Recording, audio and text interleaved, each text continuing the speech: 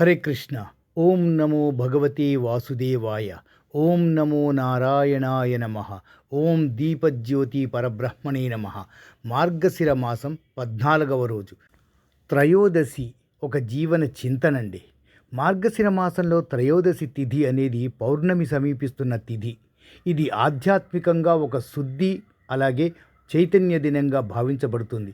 ముఖ్యంగా శివపార్వతుల ఆరాధనకు ఇది శుభమైన రోజు. త్రయోదశి అంటే 13వ రోజు. ఇది సాధారణంగా ప్రతి మాసంలో ధనత్రయోదశి, ప్రదోష వ్రతానికి సంబంధించిన సందర్భాల్లో ముఖ్యమవుతుంది.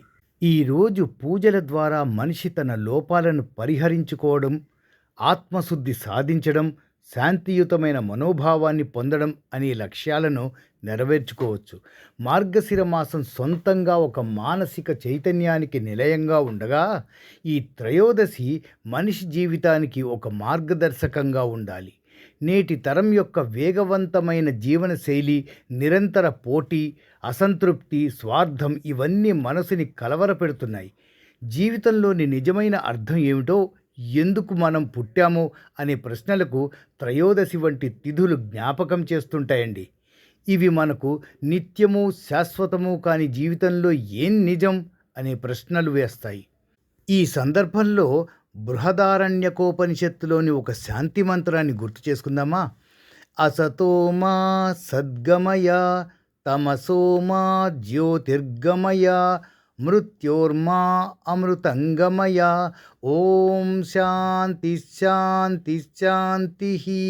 ఈ శ్లోకం మనం చిన్నప్పటి నుంచి వింటూనే ఉన్నామండి. ఇది బృహదారణ్యకోపనిషత్తులోది అని చాలా కొద్దిమందికే తెలుసు. ఈ శ్లోకం అర్థం ఏంటంటే, అసత్యం నుండి సత్యానికి నన్ను నడిపించు, అజ్ఞానాంధకారం నుంచి జ్ఞానజ్యోతికి నడిపించు, మరణం నుండి అమరతత్వానికి నన్ను నడిపించు అంటూ శాంతి మంత్రం ముగుస్తుంది. ఈ ఉపనిషత్తు వాక్యాన్ని గీతాశాస్త్రంలోని సారాంశంగా కూడా పరిగణించవచ్చు. ఎందుకంటే భగవద్గీతలో మనిషి ధర్మం, కర్మ, జ్ఞానం, భక్తి, విముక్తి ఇలాంటి జీవన సారాలను తెలుపుతుంది. ఈ త్రయోదశి రోజున మనం నిత్యమైన విషయాలకు ఎక్కువ ప్రాధాన్యం ఇస్తూ మన కర్మలను శుద్ధంగా నిర్వహిస్తూ ఆత్మజ్ఞానం వైపు ముందుకు సాగాలి. ఈ రోజు మనం మన జీవితంలో అసత్యం, అజ్ఞానం, భయం, అసహనం వంటి నష్టాలను వదిలేసి సత్యం, జ్ఞానం, ధైర్యం, శాంతి వైపు పయనించాలి. ఇదే త్రయోదశి యొక్క అంతర్మార్గ సందేశం.